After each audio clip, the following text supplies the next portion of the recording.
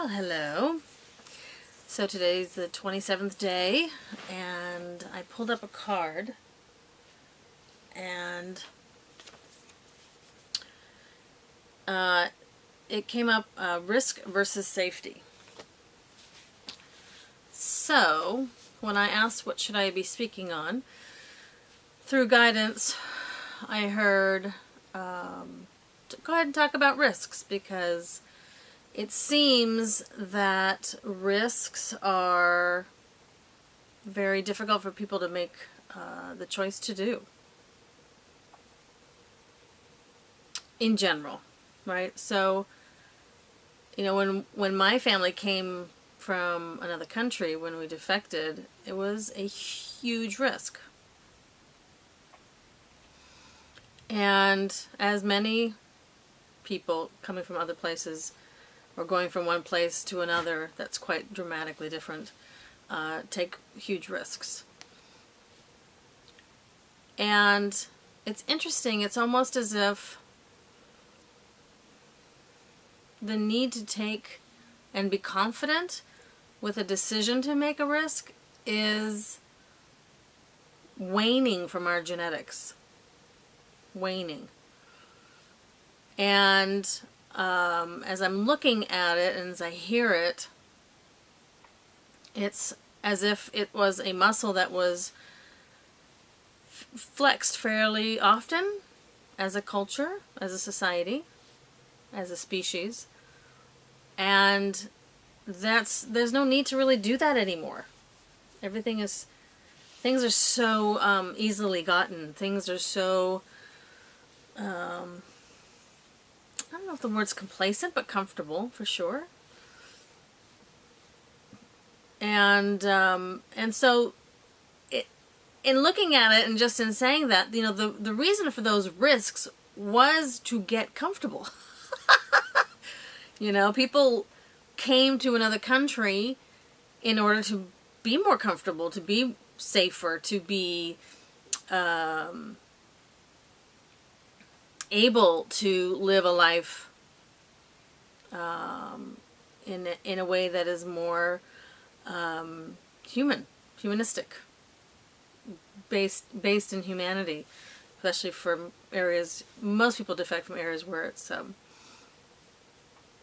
detrimental to their livelihood. And so the goal of that transfer is to be more comfortable. And yet there are many who are so comfortable now that they can't even make a decision on taking a risk. So it's almost come full circle, and so it's time for this pendulum to swing again. And so how do we begin to accept taking risks? So when the unconscious mind, the third layer in, finds that taking a risk is unsafe, it will do everything in its power to remind you that that is an unsafe equation. Doing something plus being risky equals unsafe. So it has to be something, that equation has to be rewritten somehow. And like the muscle of taking risks, the muscle of changing those equations has to be flexed, has to be used. It's almost, excuse me. It's almost, okay. It's almost like an imbalance of muscle. So so you have the front of the arm, which is the bicep, and the counterbalance to that is the tricep, the back of the arm. And they work together in tone and tension to have strength and also to move the arm. So if we're considering to take a risk, and the equation is in our deep in our unconscious that it's unsafe, and if you don't take the time to work with somebody who can work with your unconscious mind, then to do it on your own, it is necessary for you to say, stop, through that part of your brain, stop. I'm not listening. I need to do this anyway. And the more that you allow yourself to use that muscle of taking a risk, and really regardless of the outcome, I don't know what is going on. Give me a second. Woo. This moon. Woo, I walked outside and this moon just went, hello. So, yeah, okay. So the need to do a behavioral modification for yourself is to say, yes, I hear that voice. I know you're warning me. And at the same time, I need to do this to gain a new understanding of what my capacity for taking risks are. I don't know what's happening. Excuse me. That is so funny. Okay, I'll tell you. So, when I work with people, I process also at times empathically, which means I feel certain things. Well, typically that's the person I'm working with, it's their stuff. And I had to learn how to process that outside of my body because it was getting stuck. And so part of my risk, thank you for pulling it all together, part of my risk a while ago, well, that'd be a good 25 years ago, was to allow for me to express whatever was coming through, whether it was facially or with a twitch or a jitter or whatever. Otherwise it would get stuck. So I had to take that risk. So when I'm working with people, I always forget that it may happen. So I don't necessarily have a script that I say, oh, by the way, I might make faces, don't get freaked out. So after it happens the first time, then I tell the client, there it is.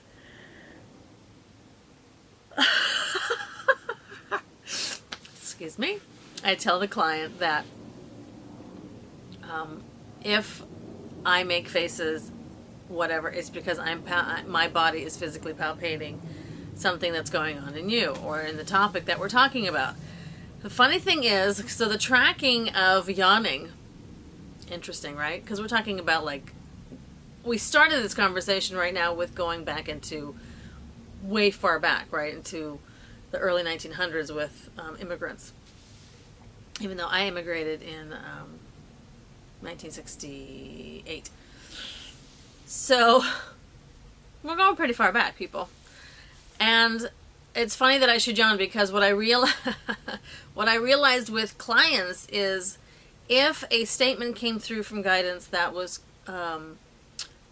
based in some sort of historical realm for them, not past life but present life, the further it got set, the further in history it was created for that person, the longer my yawn was. I know. So, if I yawned a reasonable amount, it was kind of an indicator of how long this behavior was set in. The longer I'd yawn, the longer that had been set in. So, and I can totally tell the difference between whether it's just me being tired or it's some energy coming through. So, so you're welcome for the explanation. I'm weird, and yet I'm even weirder. Okay, so second to last one. Might as well let it all out, right? Oh gosh. Okay, so so that muscle and exercise of risk, regardless of the payout, is what's necessary to kind of override that underlying statement that happens in your brain. And it's that part of the brain that you really don't have much connection to. You really don't have much of a way to dialogue with it just because it's not the subconscious. So if it's the subconscious, mind, you can have a little bit of a dialogue, but the unconscious mind, you almost really have to, like, do a lot of work around, because that stuff is deep. It's deep in there. And it can be gotten to, that's for sure. But it's going to take some excavating most of the time, depending on what kind of person you go to see it. Sometimes it can come up easy and quick, and sometimes there are multiple layers. So, yeah, so risk. You know, and there's so much observation now that people want to know, well, what's the outcome before I take that risk? What's going to happen? I want to know what's going to happen, because it's almost like an attempt to prepare for failure, which is kind of backwards thinking, right? If we think about it, if you're going to spend energy thinking about how do I control the outcome so there isn't failure, what you're asking for really is for there to be failure, because that's how you're setting it up.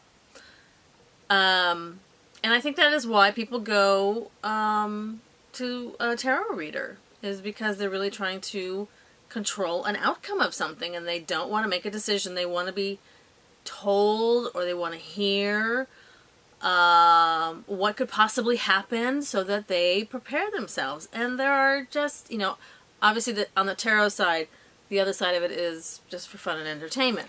However, those who really, really, really rely on it for information, the question is it a need to control an outcome? And at some point, you are going to be asked to take a risk and trust that the risk taking is more important than the outcome, because you have to at some point trust your intuition. You have to at some point. And if the time keeps pressing and the intuition is waned and pushed aside and ignored, you know, this is the setup for midlife crisis. This is the setup for depression and chronic depression.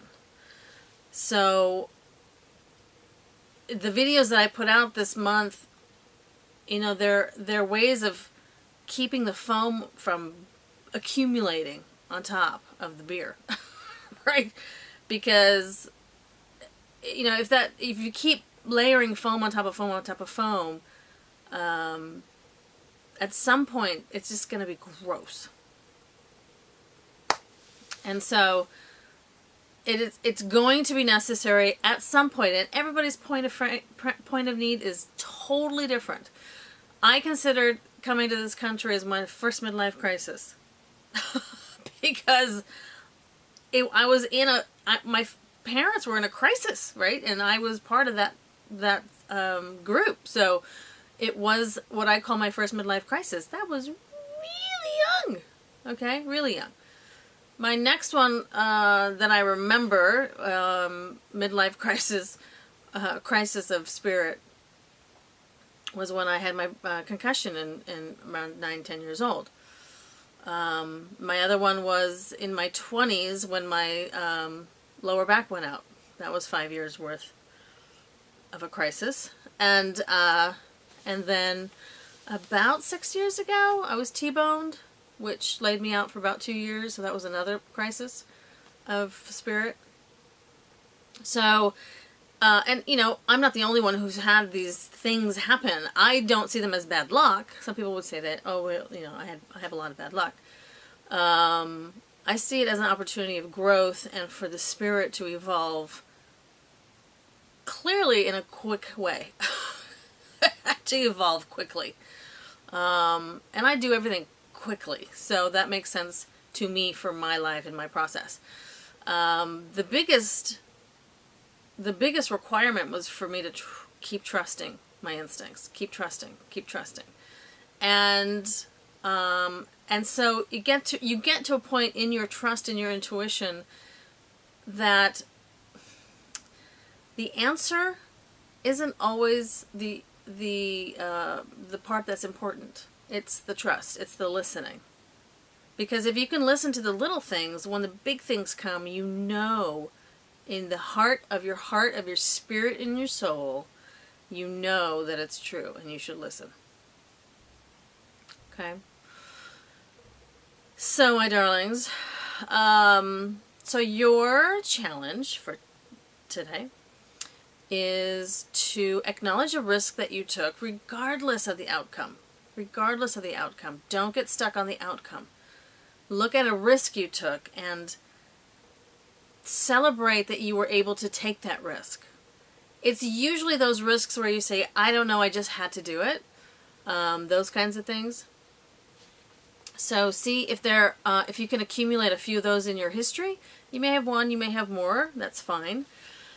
And then if you can, and you want to, you can look at a scenario that's currently needing a shift and see what risk is being asked of you.